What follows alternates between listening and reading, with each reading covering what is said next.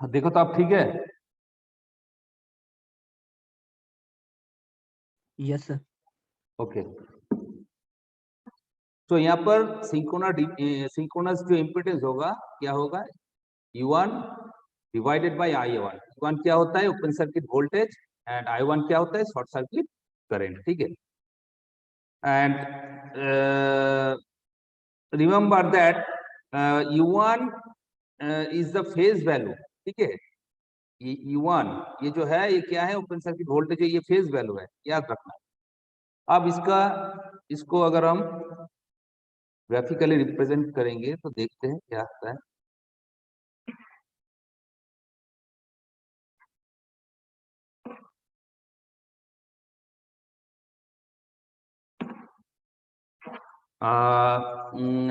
इधर हम ले लेते हैं फील्ड करंट। ठीक है, क्या है फील्ड करंट।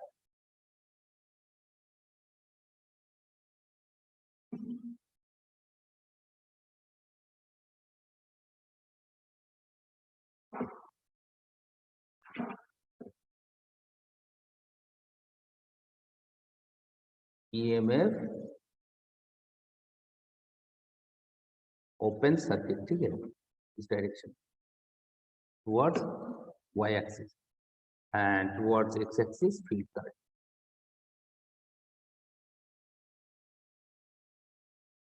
फिर हम फील्ड करंट को, ठीक है। अब हमारा जो देखो, हमने पिछले क्लास में हमने देखा था ओपन सर्किट कैरेक्टरिस्टिक्स वाला जो कर्व, वो कर्व कुछ इस तरह से था।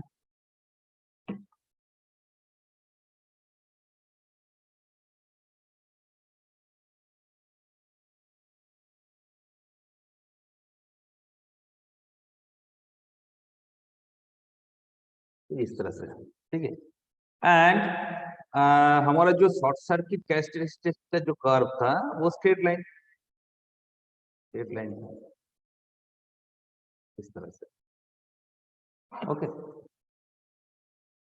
अच्छा,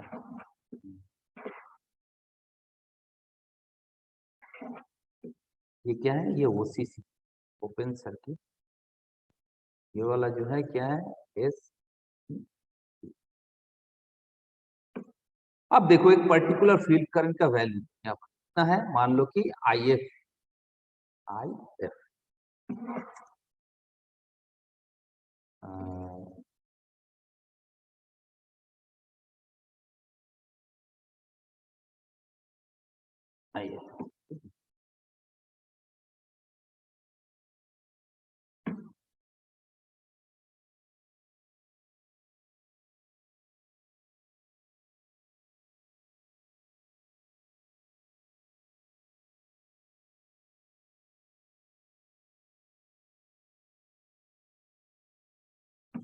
ओके,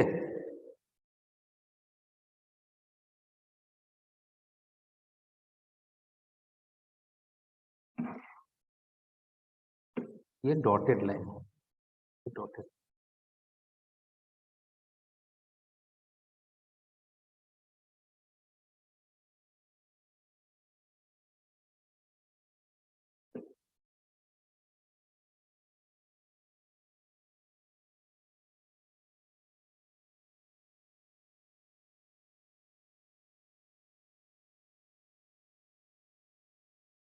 ये डॉटेड लाइन है।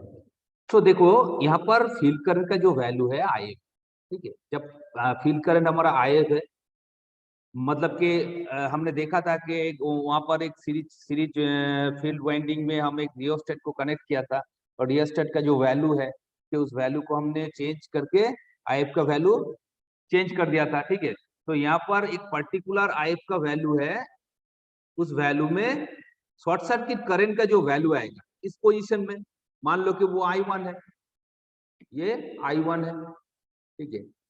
एंड इस फील्ड करंट में हमारा जो ओपन सर्किट वोल्टेज होगा, ठीक है, ओपन सर्किट वोल्टेज कितना होगा इस पॉइंट पे, मतलब E1, ठीक है, इसको हम E1 ले लेते हैं।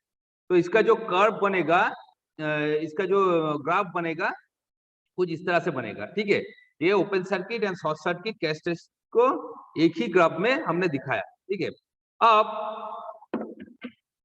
इसका अगर हम एक इक्विवेलेंट सर्किट को ड्रॉ करते हैं तो देखो ये एक रेजिस्टेंस है,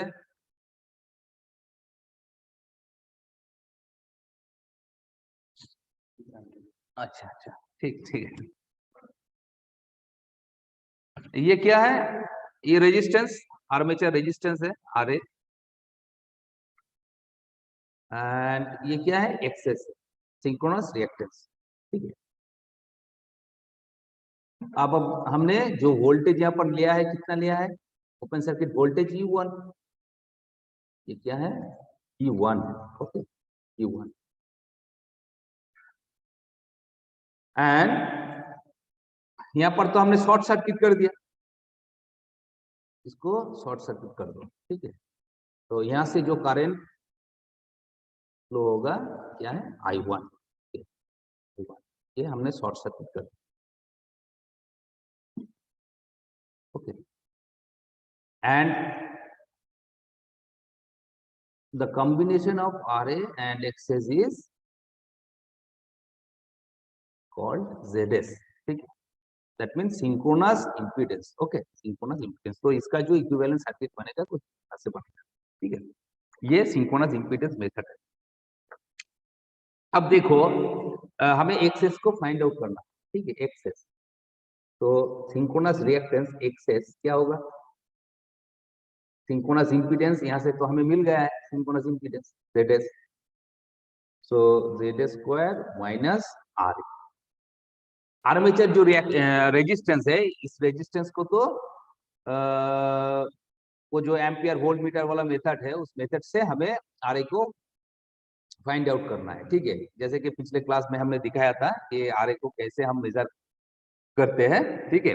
तो बेसिकली उस मेथड से आर का जो वैल्यू मिलेगा वो डीसी वैल्यू मिलता है, ठीक है। लेकिन स्क्रीन इफेक्ट की वजह से हमने बताया था कि उस रेजिस्टेंस का वैल्यू, एसी रेजिस्टेंस का वैल्यू थोड़ा बढ़ जाता है, जैसे कि DC resistance value multiplied by 1.5 जो होगा वही हमारा एसी रेजिस्टेंस होता है, ठीक है।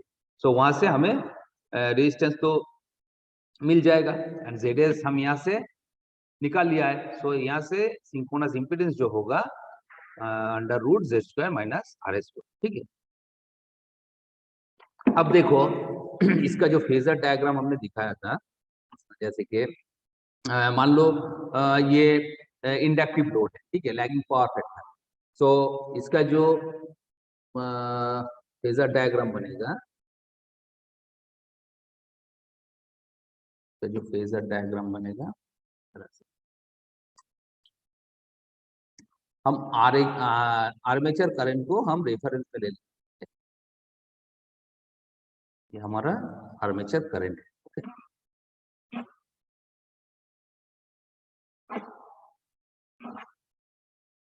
आइए,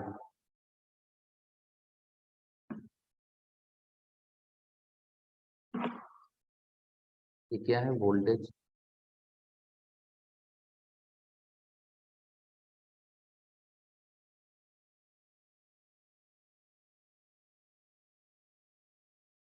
वोल्टेज है, and the angle between phase voltage and armature current is phi. इसको हम क्या कहते हैं? फाई। इसको हम फेज एंगल कहते हैं, ठीक है।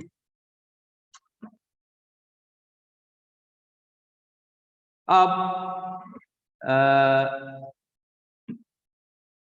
यहाँ पर जो रेजिस्टेंस ड्रॉप होता है, इसको हम IaRa ड्रॉप कहते हैं, ठीक है। हम जानते हैं वो आर्मेचर करंट के साथ सेम फेज में रहता है कि नहीं? सेम फेज में रहता है, because here current IA has been taken as reference phasor and IaRa drop is in phase with IA, ठीक है। While IA excess drop leads IA by 90 degree. IA excess जो ड्रॉप होगा current से 90 degree में वो lead करता है, ठीक है। तो ये क्या हुआ? ये हमारा IaRa, ये वाला जो है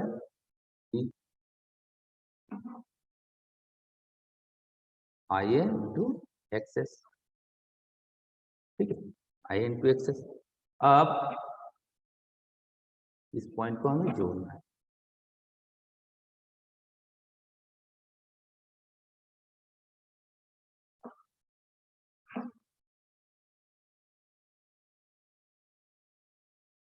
ये क्या है बताओ तो, ये क्या होगा, इसका रिजल्टेंट क्या आएगा?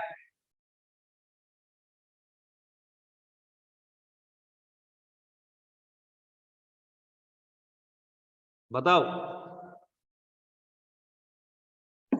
ई नोट।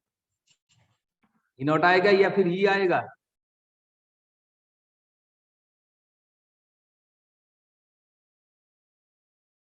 हम्म,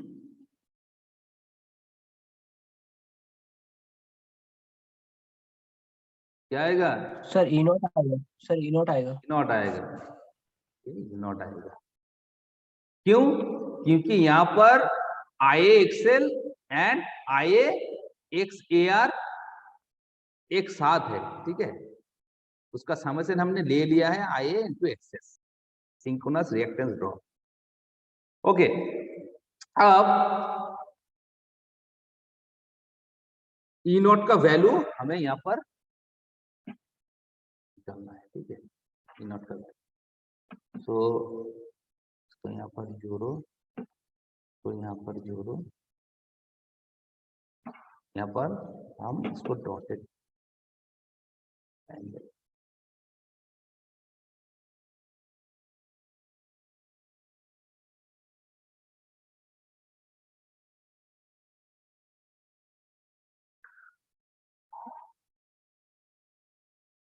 ये तो हमारा आई एक्सेस है, क्या है आई एक्सेस।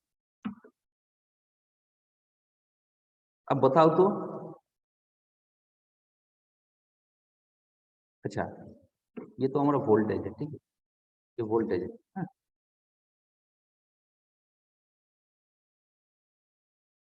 इसका जो एक्टिव पार्ट होगा, मतलब ये वाला, ये वाला, हम्म, तो वो ले लेते हैं, ए बी, तो सी ले लेते हैं, ठीक है। अब ओ ए कितना आएगा? अगर हम यहाँ पर वोल्टेज को, इस फेजर को अगर हम दोनों पार्ट में स्प्लिट कर देंगे, तो इसका दोनों पार्ट होगा, एक तो रियल पार्ट होता है, एक इमेजिनरी पार्ट होता है। तो ये रियल पार्ट का रियल पार्ट क्या आएगा, इसका वैल्यू क्या आएगा बताओ तो।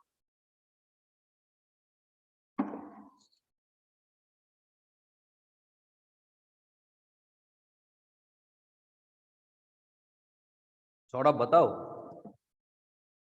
Sir V cos phi. V cos phi, very good, V cos phi. Why cos phi, because देखो इस इसके साथ ये हमारा फेज एंगल, जो फेज एंगल है, फेज एंगल जुड़ रहा है, ठीक है। एंड ये पार्ट क्या है, ये हमारा एक्टिव पार्ट होता है, हम जानते हैं, ठीक है। और इसका वर्टिकली ये जो पार्ट होगा, इसको हम क्या कहते हैं, इमेजिनरी पार्ट कहते हैं। तो इसके इमेजिनरी पार्ट क्या होगा, वी साइन फाइव। अब ये वाला पार्ट वी साइन फाइव है, तो ये भी वी साइन फाइव होगा, V sine phi. And A B क्या है, देखो यहाँ पर आई आ रहे हैं, तो इक्वल टू आई आर है कि नहीं, ये वी कॉस फाइव और ये आई आर। अब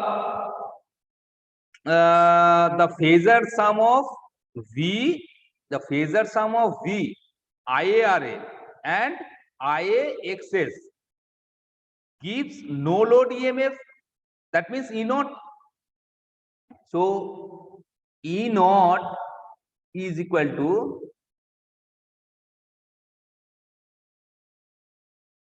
नॉट क्या है, ओसी है, सॉरी ओसी, ओसी क्या है, अंडर रूट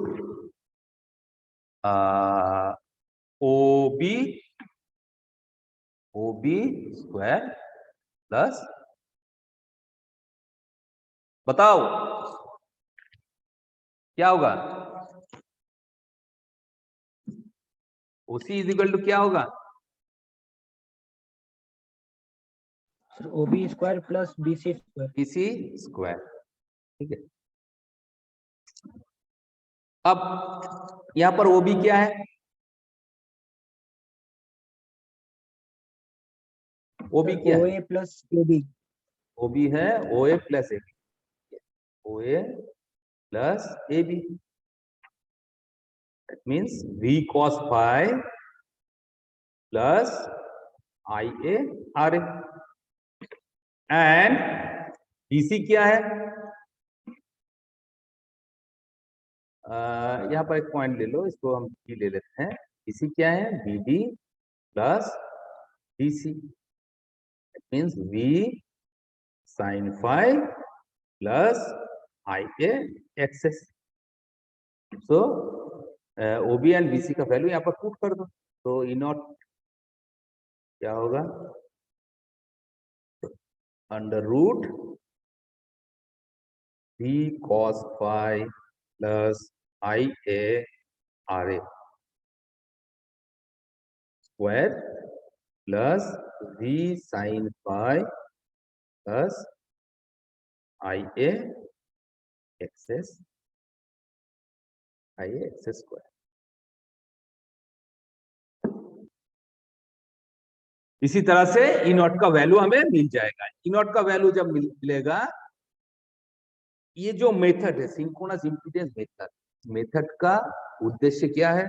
इस मेथड का उद्देश्य यही है कि हमें वोल्टेज रेगुलेशन को फाइंड आउट करना है, वोल्टेज रेगुलेशन को फाइंड आउट करना है। तो वोल्टेज रेगुलेशन को फाइंड आउट करने के लिए हमें ई नॉट का वैल्यू मालूम होना चाहिए। सो इस फॉर्मूले से ई नॉट हमें मिल जाएगा, ठीक है।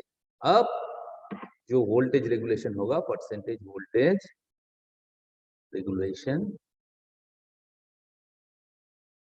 is equal to E naught minus V divided by V divided by %। तो ये जो मेथड है, इस मेथड का हम क्या कहते हैं? इस मेथड का हम सिंक्रोनस इम्पीडेंस मेथड कहते हैं। Why synchronous impedance method? Why synchronous impedance method? Because in this method of finding the voltage regulation of alternator, we find the synchronous impedance, ठीक है। यहाँ पर हमें सिंक्रोनस इम्पीडेंस को निकालना है। सो सिंक्रोनस इम्पीडेंस को निकालने के लिए हमें open circuit voltage and short circuit current का वैल्यू मालूम होना चाहिए। सो इस कर्व से ओसीसी एंड एससीसी से हमें ओपन सर्किट वोल्टेज मिल जाएगा एंड शॉर्ट सर्किट करंट भी मिल जाएगा। सो यहाँ से हम जेडएस को फाइंड आउट कर लेंगे। जेडएस अगर आ जाएगा तो यहाँ से सिंक्रोनस रिएक्टेंस को हम निकाल पाएंगे, ठीक है। तो बेसिकली ये इसको हम सिंक्रोनस इम्पीडेंस मेथड कहते हैं। और ये वाला जो देखो फेजर डायग्राम हमने दिखाया है, ये फॉर इंडक्टिव लोड, ठीक है, याद रखना इंडक्टिव लोड। अगर कैपेसिटिव लोड होगा यहाँ पर, सो कैपेसिटिव लोड में फेजर डायग्राम क्या होता है, किस तरह से होता है, ये मैंने पिछले क्लास में हमने दिखाया है, ठीक है। कि कैपेसिटिव लोड अगर होगा या फिर लीडिंग पावर फैक्टर होगा, तब फेजर डायग्राम हमें कैसे ड्रॉ करना है, हमने पिछले क्लास में ही दिखाया था, ठीक है। सो इसको हम कहते हैं सिंक्रोनस इम्पीडेंस मेथड। अब बताओ यहाँ तक किसी को कोई प्रॉब्लम है या क्लियर है?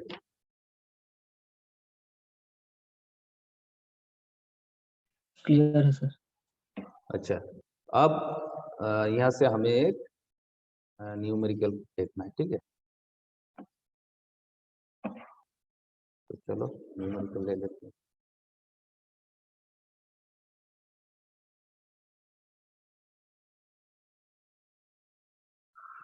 हाँ, मान लो कि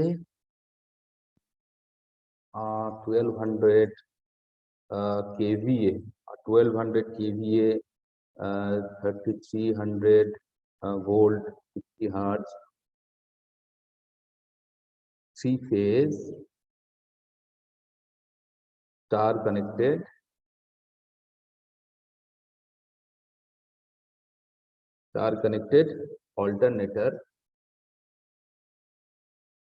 alternator has armature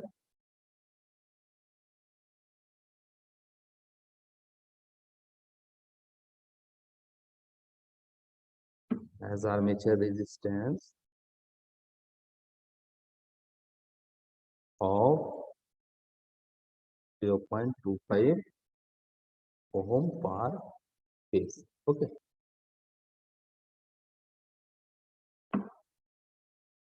A field current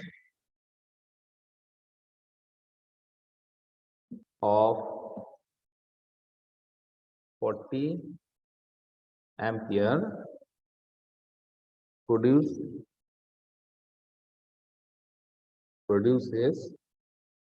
a short circuit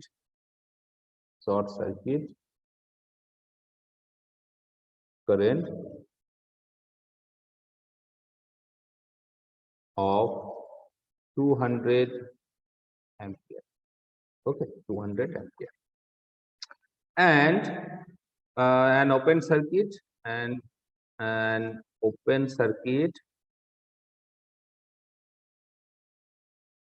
EMF of 100 volt line to line. Okay, 100 volt line to line. To find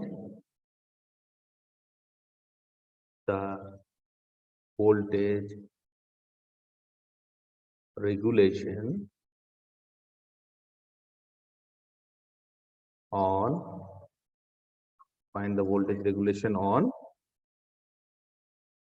पहला क्या है on full load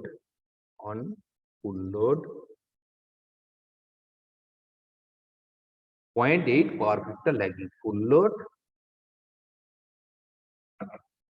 0.8 power factor lagging. Okay. And number 2, full load 0.8 power factor leading. Okay. तो basically यही हमारा numerical. यहाँ पर हमें synchronous impedance method को अप्लाई करना पड़ेगा। ठीक है, देखो एक बार प्रॉब्लम को एक बार पढ़ लो। A 1200 kVA 3300 volt 50 hertz 3-phase star connected alternator has armature resistance of 0.25 ohm per phase। ठीक है, इसका जो आर्मेचर रेजिस्टेंस का वैल्यू दिया गया है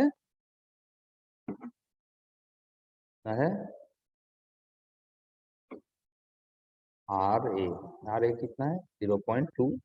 ठीक है, per phase। And a field current of 20 ampere produces a short circuit current of 200 ampere and an open circuit voltage or EMF of 1100 volt। ठीक है, तो यहाँ पर जो ISC जो है शॉर्ट सर्किट करंट कितना है, शॉर्ट सर्किट जो करंट है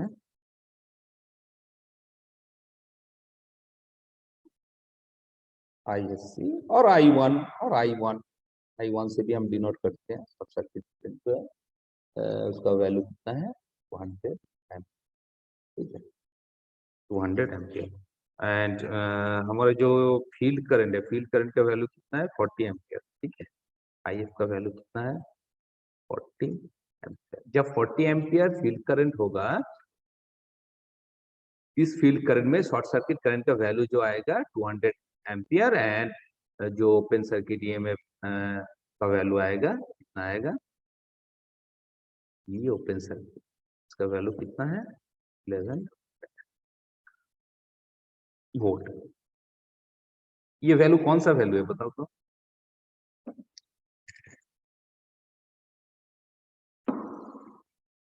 ये वैल्यू कौन सा वैल्यू है,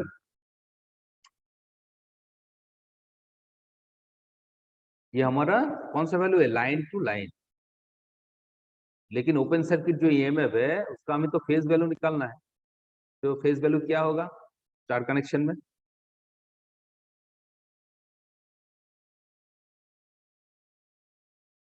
जूही जूही बताओ तो।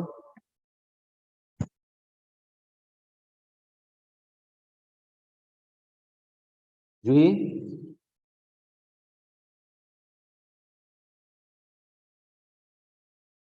जूही कुमारी।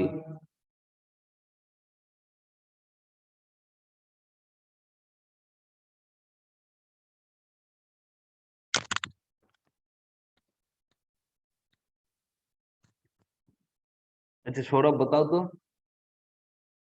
सौरभ कुमार बताओ।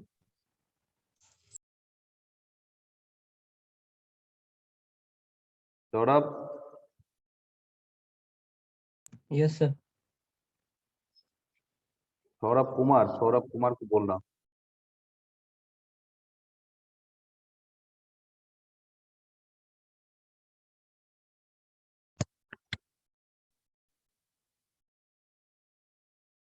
तब चुपचाप क्यों है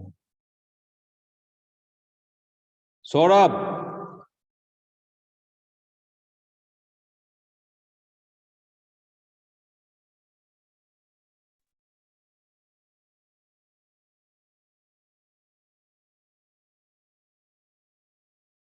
अच्छा सौरभ तुम बताओ। सर 635.08 कहाँ से है? 3 से डिवाइड कर दिए ई लाइन को। √3 से डिवाइड कर दें। अच्छा अगर ये डेल्टा नेटवर्क होता तब तब ईओसी का वैल्यू क्या आता? जब डेल्टा सर नेटवर्क सेम होगा, रहता है 1100 वोल्ट। हाँ एकदम एकदम, तब हमारा line voltage phase voltage same ही रहे। ठीक है। अच्छा अभी 1 मिनट टाइम बचा है, कट जाए तो फिर से ज्वाइन हो जाए।